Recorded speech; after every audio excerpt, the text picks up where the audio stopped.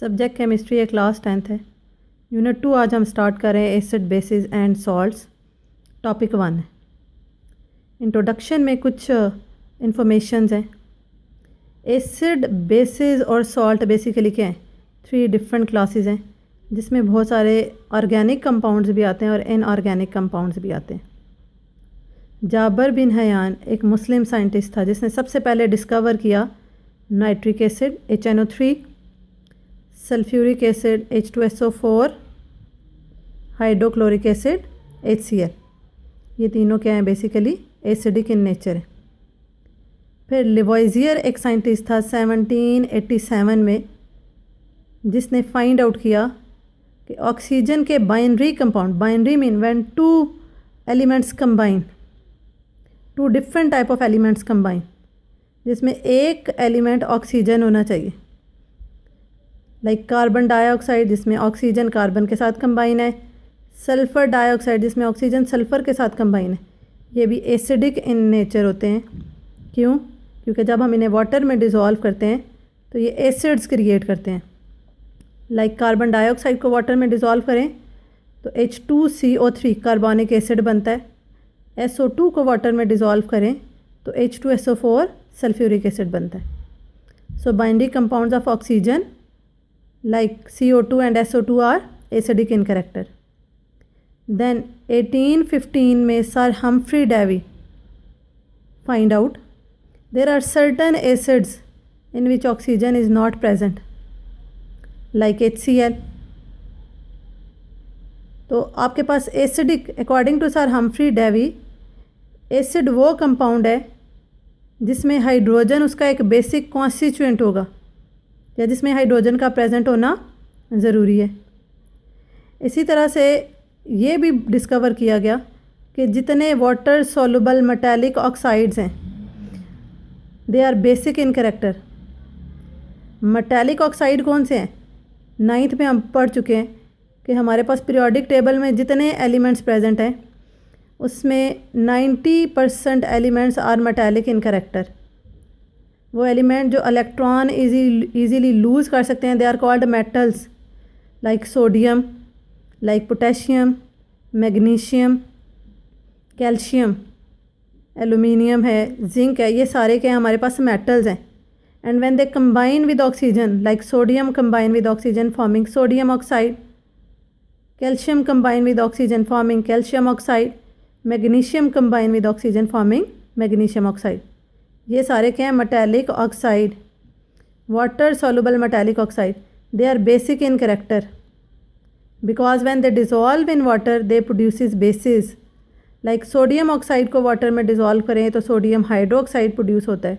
Magnesium oxide को water में dissolve करें तो मैग्नीशियम हाइड्रोक्साइड प्रोड्यूस होता है। और फिर इसकी एक इंडिकेशन भी है कि हमारे पास इंडिकेटर्स होते हैं रेड एंड ब्लू। बेसिस जो हैं उसकी ये एबिलिटी है कि वो रेड लिटमस को ब्लू लिटमस में कन्वर्ट कर देती हैं। रेड लिटमस पेपर को बेसिक सोल्यूशन में डिप करें तो उसका कलर ब्लू हो जाता है, जो किस चीज़ को शो कर है कि water soluble metallic oxides are basic in character. इसी तरह से फिर एक इन्फॉर्मेशन हमारे पास क्या है कि word acid derive from Latin word. कौन से लेटन वर्ड से एसिड वर्ड डिराइव हुआ है? एसिडस। और उसका मीनिंग क्या है? सोर। सोर मीन खट्टा। Like first acid known to man was acetic acid. सबसे पहले जो एसिड फाइंड आउट किया गया वो कौन सा है? एसिटिक एसिड है, जो कहाँ पे प्रेजेंट है? विनेगर। विनेगर मीन सिरका में प्रेजेंट है। और सिरके का टेस्ट आपको पता है कैसा होता है? सोर टेस्ट होता है।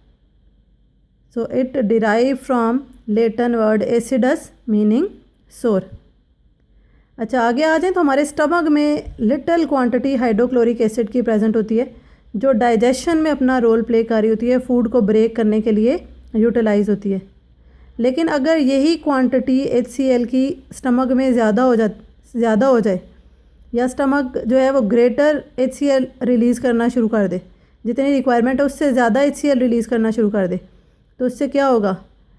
आपकी फूड तो डाइजेस्ट होगी लेकिन जितनी रिक्वायरमेंट है उससे ज़्यादा HCl प्रेजेंट है, तो जो एक्स्ट्रा HCl है वो आपके स्टमक में एसिडिटी क्रिएट कर देता है। उस एसिडिटी को रिमूव करने के लिए हम क्या यूज़ करते हैं? बेस यूज़ करते हैं। या अल्कलाइन सोल्यूशन यूज़ करते हैं। अल्कलाइन सोल्यूशन भी आपके पास क्या होता है, बेसिक इन कैरेक्टर ही होता है। अल्कली बेसिकली आपके पास क्या होती हैं, water soluble bases are known as alkalis. तो जब हम अल्कलाइन सोल्यूशन यूज़ करेंगे तो वो क्या करेगा, जो एक्स्ट्रा HCl है उसके साथ कंबाइन हो जाएगा और कंबाइन होकर उसे न्यूट्रलाइज कर देगा। अल्कलाइन सोल्यूशन न्यूट्रलाइजेज एसिड्स, और जब वो न्यूट्रलाइज करते हैं एसिड को तो वो किस फॉर्म में कन्वर्ट हो जाते हैं, सॉल्ट एंड वाटर की फॉर्म में कन्वर्ट हो जाते हैं। सॉल्ट भी न्यूट्रल इन नेचर है और वाटर भी न्यूट्रल इन नेचर है। अच्छा जी, आगे आ जाएं तो हमारे पास डिफरेंट कॉन्सेप्ट हैं एसिड और बेसिस के, जो आगे हम डिटेल में पढ़ेंगे इंशाल्लाह। यहाँ पे पहले हमारे पास है comparison of properties of acid and basis. Acid और बेसिस की प्रॉपर्टीज़ का कंपैरिजन है, उनकी प्रॉपर्टीज़ बेसिकली उनके फंक्शंस हैं। फर्स्ट वन, एसिड्स हैव सोर टेस्ट, अभी हम पीछे पढ़ चुके हैं। It derive from Latin word acidus meaning सोर। तो यहाँ पे भी क्या है, एसिड्स हैविंग सोर टेस्ट। एग्जाम्पल हमारे पास उसके है unripe citrus fruits like oranges, और उसके अलावा एग्जाम्पल हमारे पास क्या है, लेमन जूस। इसी के ऑपोजिट बेसिस पे चले जाएं तो basis having bitter taste and feel slippery. Feel slippery for example soap. Soap को जब हम हाथ में पकड़ें तो वो स्लिप करता है, किसकी वजह से, उसमें क्या चीज़ प्रेजेंट होती है, उसमें बेस प्रेजेंट होती है। सोप बेसिकली बनता ही हमारे पास कैसे है, सोडियम हाइड्रोक्साइड और ऑयल के कम्बिनेशन से बनता है। अगर हमारे पास सोडियम हाइड्रोक्साइड सोल्यूशन अवेलेबल है, जितनी क्वांटिटी उसकी अवेलेबल है, लाइक 100 ml अवेलेबल है, और उसमें हम 100 ml कोकोनट ऑयल मिक्स करें और उससे कॉन्टीन्यूसली स्टेयर करें, फास्टली स्टेयर करें, तो थोड़ी देर के बाद वो 2 लेयर्स में डिवाइड हो जाता है। एक लिक्विड लेयर होती है और एक सॉलिड लेयर होती है। उसे आप फ़िल्टर कर लें, लिक्विड लेयर उसमें से निकल जाएगी, पीछे सॉलिड लेयर रह जाएगी।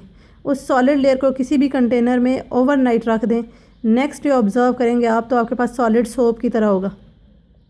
ये प्योरेस्ट फॉर्म सोप की है जो बेस और ऑयल के कम्बिनेशन से बनती है।